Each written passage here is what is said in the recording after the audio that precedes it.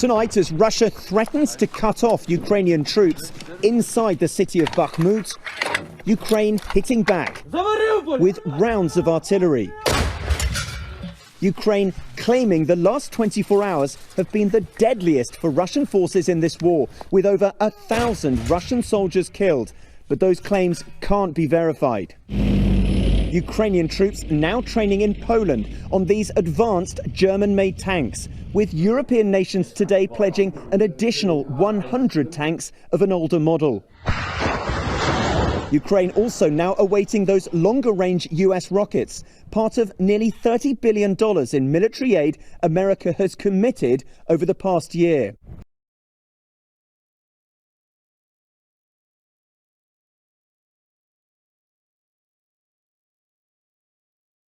The Ukrainian president recently made a surprise European visit where he pleaded with European leaders for jets and more modern weaponry for Ukraine.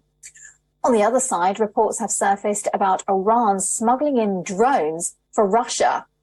Well, according to the UK-based publication The Guardian, Iran used boats and a state-owned airline to transfer new variations of advanced long-range armed drones to Russia.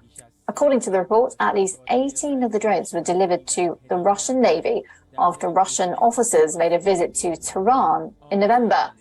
The report states Russians selected 6 Mohajer 6 drones, as well as the Shahed-12, Shahed-191 and 129 drones. Well, both of these drones have an air-to-ground strike capability and can cover a distance of around 200 kilometers.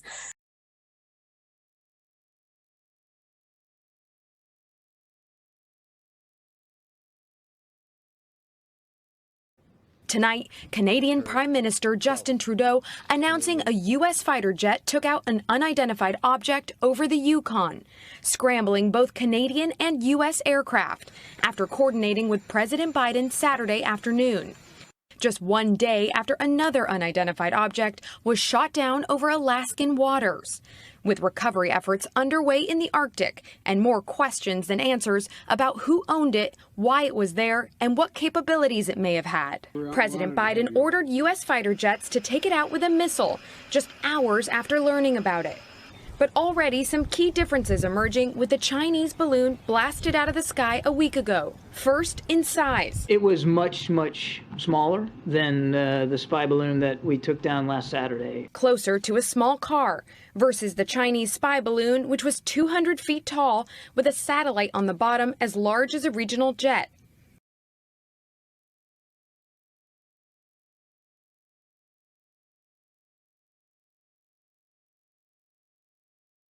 Turkish authorities have issued arrest warrants for over 100 people allegedly involved in constructing many of the buildings that collapsed in the earthquakes. The government has vowed to punish anyone responsible. But critics say Turkey's construction codes are rarely enforced. With rescuers still trying to locate any remaining survivors, desperation on the ground is also leading to looting and civil unrest in some areas, hampering the efforts of emergency crews. The death toll across Turkey and Syria is now over 30,000 people, but the UN warns that figure could go much higher.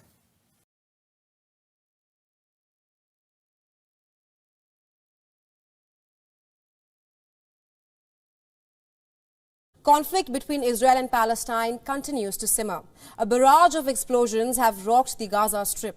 Israel's military says that it carried out these strikes in retaliation to a rocket which it says was launched from Gaza on Saturday. Israeli air defenses had intercepted the rocket. Israeli military says that it has attacked an underground site which is used by Hamas to manufacture rockets. Now, following these strikes, air raid sirens sounded in Israeli areas near the Gaza border, warning of possible new rocket launches.